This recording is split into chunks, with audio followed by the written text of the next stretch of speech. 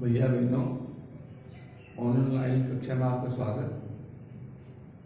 अपन को अभी विशेष परिस्थिति के कारण, कोरोना महामारी के कारण ऑनलाइन पढ़ना पड़ रहा है।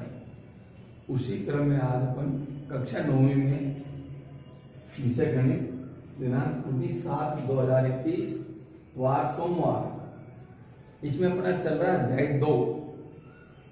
अध्याय 2 है बहुपद। आज अपन प्रकरण लेंगे शेषफल प्रमेय। शेषफल प्रमेय क्या होती है और शेषफल प्रमेय को किस प्रकार के समझते हैं। अब इसमें शेषफल प्रमेय में विशेष क्या है? एक व्यंजक का भाग दूसरे व्यंजक में देकर भागफल व शेषफल ज्ञात करना। एक व्यंजक का दूसरे व्यंजक में भाग देकर भागफल और शेषफल ज्ञात करना, ये इसमें असल बात है प्रश्नावली 2.3 में। अब किसका अपन भाग देते हैं, इस प्रक्रिया को आप थोड़ा एक बार समझ लेंगे कि किस प्रकार अपन भाग की प्रक्रिया को करते हैं या भाग की प्रक्रिया को अपनाते हैं। सबसे पहले तो सर्वप्रथम अपन भाज्य और भाजक की पहचान करते हैं। उसके बाद सर्वप्रथम भाज्य और भाजक को मानक रूप में लिखते हैं, अर्थात भाज्य को और भाजक को चरती घात के अवरोही क्रम में अर्थात उतरती घात में लिखते हैं। इनको अवरोही क्रम में घटता है। अवरोही क्रम मतलब सबसे बड़ा पद पहले, उसके बाद फिर छोटा पद, उसके बाद फिर छोटा पद, उसके बाद फिर छोटा पद। अब बीजांक में बड़ा पद कौन सा होता है? जिस पद में घात बड़ी होती है वह उस व्यंजक का बड़ा पद होता है। उससे छोटी घात वाला पद उससे छोटा होता है, फिर उससे छोटी घात वाला पद उससे छोटा होता है। इस प्रकार अपन किसी भी व्यंजक को अवरोही क्रम में लिखते हैं। लिखने के बाद अब भाग की प्रक्रिया अपनाते हैं। पहले अपन उनको भाग के रूप में लिख लेते हैं। भाज्य के पहले पद में भाजक के पहले पद का भाग देते हैं। भाज्य जो होता है उसके पहले पद में भाजक के पहले पद का ही भाग दिया जाता है, और जो अपन को प्राप्त होता है भाग देने पर वह भागफल का पहला पद होता है। भागफल का पहला पद होता है। अब जो भागफल का पहला पद प्राप्त हुआ उस पद को अपन भाजक से गुणा करते हैं। भाजक को भागफल के पहले पद जो प्राप्त हुआ है उसको गुणा करते हैं, और गुणन फल को जो भागफल का पहला पद और भाजक के गुणा करने पर जो भागफल गुणनफल प्राप्त हुआ है उस गुणनफल को भाज्य के नीचे सजातीय पदों के नीचे लिखते हैं। अर्थात जो जिस जाति का पद है उसका जाति का पद को नीचे लिखते हैं। अब सजातीय पदों से मतलब क्या है? पहले बताया आपको, सजातीय पद वो होते हैं जिनमें बीजांक और बीजांक की घात समान हो। अर्थात भाज्य में जो पद है, जिस पद के नीचे जो दूसरा पद लिखेंगे उसकी जाति का ही लिखेंगे, अर्थात उसकी सजातीय पद को लिखते हैं और उसको घटा देते हैं, जो शेषफल प्राप्त होता है। अब जो शेषफल प्राप्त हुआ है, इस पहले चरण में जो शेषफल प्राप्त हुआ है उस चरण का जो शेषफल है वो दूसरे चरण के लिए नया भाज्य होगा। उपरोक्त प्राप्त शेषफल नया भाज्य होता है। अब नए भाज्य में अब दूसरी प्रक्रिया अपनाएंगे, अपन दूसरा चरण अपनाएंगे। दूसरे चरण में जो नया भाज्य प्राप्त हुआ है उस नए भाज्य में के पहले पद में भाजक के पहले पद का भाग देते हैं, और जब उनको भाग देने पर जो प्राप्त है वो भागफल का दूसरा पद होता है। इस प्राप्त शेषफल में पुनः भाजक का भाग देते हैं। यहाँ पर जो पहला जो शेषफल प्राप्त हुआ है वो अगले चरण के लिए नया भाज्य होगा, और उस नए भाज्य में पुनः भाजक के पहले पद का भाग देते हैं। यह प्रक्रम यानी यह प्रक्रिया जब तक अपन करते रहते हैं, चलाते रहते हैं, जब तक शेषफल भाजक से छोटा या शेषफल छोटा प्राप्त हो जाए या शेषफल शून्य प्राप्त हो जाए।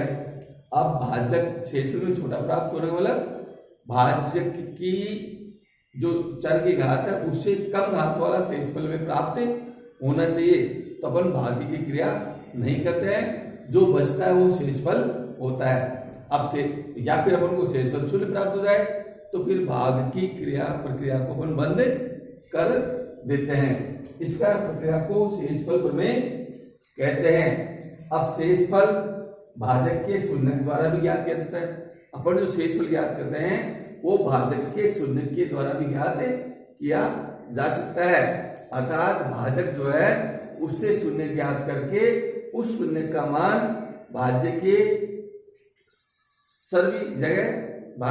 सभी पदों में रख करके और शेषफल ज्ञात कर सकते हैं। अब भाज्य को अपन px से दर्शाते हैं और भाजक को gx से दर्शाते हैं, gx से कहा जाता है। इसका जो शेषफल प्रमेय है अर्थात भाग्य की जो प्रक्रिया है उस प्रक्रिया के आधार पर अपन एक उदाहरण या एक सवाल समझते हैं। प्रश्नावली 2.1 का पहला सवाल, पहला है x घात 3 plus 3x plus 3x plus 1 को x प्लस 1 से भाग दे करके शेषफल ज्ञात करना है। अब यहाँ पर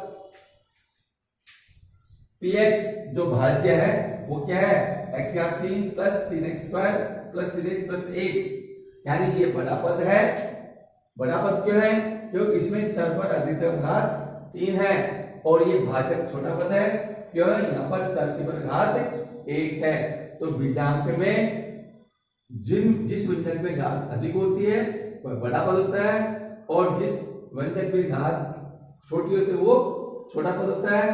तो यहाँ पर भाज्य तो है x cube plus 3x square plus 3x plus 1 और जो भाजक है वो x प्लस 1 है। अब अपन भाग की क्रिया करते हैं। भाग की क्रिया वैसे जैसे सामान्य अपन करते हैं भाग की क्रिया, उसी प्रकार भाग की क्रिया को यहाँ पर किया जाता है। x प्लस 1 भाजक हो गया, x cube plus 3x square plus 3x plus भाज्य हो गया। अब अपन पहला चरण करेंगे, स्टेप फर्स्ट पहला चरण। मैंने बताया आपको कि पहले चरण में क्या किया जाता है, भाज्य के पहले पद में भाजक के पहले पद का भाग दिया जाता है।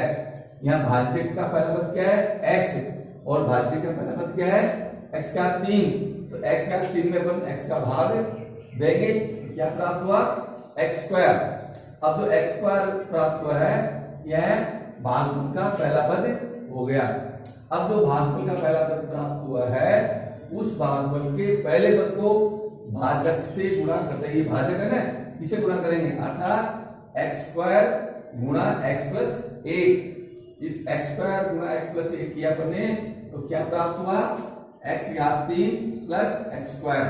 अब x घात 3 प्लस x स्क्वायर जो प्राप्त हुआ है उसको अपन भाज्य के नीचे लिखेंगे। ये लिखते x घात 3 के नीचे x घात 3 वाला पद, x स्क्वायर के नीचे x स्क्वायर वाला पद और फिर अपन ने घटाएंगे। घटाने पर क्या होता है कि नीचे के पदों का चिन्ह बदल देते हैं। तो x घात 3 में से x घात 3 घट गया तो क्या आ गया, कट गया, शून्य बच गया। क्या बच गया, शून्य। और 3x स्क्वायर में से x स्क्वायर घट गया तो क्या बच गया, 2x स्क्वायर बच गया प्लस के। अब 2x स्क्वायर बच गए, ऊपर से पहले 3x प्लस 1 जो भागफल वो भाज्य में जो पद बच रहे हैं उनको भी अपन ने उतार लिया ऊपर से। तो अब क्या होगा, ये 2x square plus 3x plus 1। तो अपन को ये जो शेषफल प्राप्त हुआ है, जो अपन को ये नया भाज्य होगा, जो शेषफल प्राप्त होगा क्या होगा, अगले चरण के लिए नया भाज्य होगा। अब अपन यहाँ से दूसरा चरण करेंगे। दूसरे चरण के लिए वही प्रक्रिया, दूसरे चरण नया भाज्य होगा नहीं, तो नए भाज्य का पहला पद क्या है 2x स्क्वायर, भाजक का पहला पद क्या है x। अब अपन 2x स्क्वायर में x का भाग देंगे तो भाग में क्या आ गया 2x, तो 2x जो प्राप्त हुआ है अपन को भागफल दूसरे चरण में यह भागफल के दूसरा पद हो गया, प्लस के 2x हो गए। अब ये 2x है उसको अपन किससे गुणा करेंगे, भाजक से। भाजक है 2x गुणा x प्लस 1 इसका गुणनफल क्या प्राप्त होगा, 2x घात 2 प्लस 2x। अब 2x घात 2 प्लस 2x को अपन ने इस नए भाज्य के नीचे लिखा, घटा दिया, घटाने पर नीचे के चिन्ह बदल दिए। अब 2x में से 2x घट गया, क्या बच गया, 0 बच गया। अब यहाँ पर 3x में से 2x घटा दिया तो क्या बच गया, x बच गया, x बच गया। अब अपन ने x के बाद में ऊपर से प्लस 1 है पद बच रहा है, उसको उतार लिया। अब नया भाज्य क्या हो गया, x प्लस 1, नया भाज्य क्या हो गया, x प्लस 1 हो गया। अब जो स्टेप थर्ड करेंगे अपन, चरण 3 करेंगे, उसके लिए नया भाज्य क्या है, x प्लस 1। अब x प्लस 1 नया भाज्य है और भाज्य का x प्लस 1। अब भाज्य के पहले पद में भाज्य के पहले पद कर देंगे, x में भाग किसका दिया, x का, तो कितनी बार गया, 1 बार गया। तो ये भागफल का तीसरा पद प्राप्त हो गया। भागफल का तीसरा पद प्लस 1 लिख दिया अपन ने। अब भागफल जो तीसरा पद प्राप्त हुआ है इसको अपन भाजक से गुणा करेंगे, अर्थात 1 को किससे गुणा करेंगे, x प्लस 1 से। तो क्या प्राप्त हुआ, x प्लस 1। फिर x प्लस 1 को अपन ने x प्लस 1 के नीचे लिखा, चिन्ह बदल दिया घटाने पर, और ये कट गए, शेषफल क्या प्राप्त हो गया, 0। इसका अपन ने इसमें भाग दिया और शेषफल क्या प्राप्त हो गया, 0। अतः अपन ने भाग देने पर भागफल क्या प्राप्त हुआ, x square plus 2x plus 1। भागफल x square plus 2x plus 1 प्राप्त हो गया और शेषफल 0 प्राप्त हुआ। शेषफल क्या प्राप्त हुआ, 0। इसका अपन बीजीय व्यंजकों का भाग की प्रक्रिया को अपनाते हैं और समझते हैं। यह आपकी सब बातें समझ में आ गई होगी। इन सब बातों को आपको गृहकार्य की कॉपी में करना है। करने के बाद ये उदाहरण में आपको करना है और आपको गृहकार्य में प्रश्नावली 2.3 के पहले सवाल करना है। यह आज का आपका गृहकार्य है।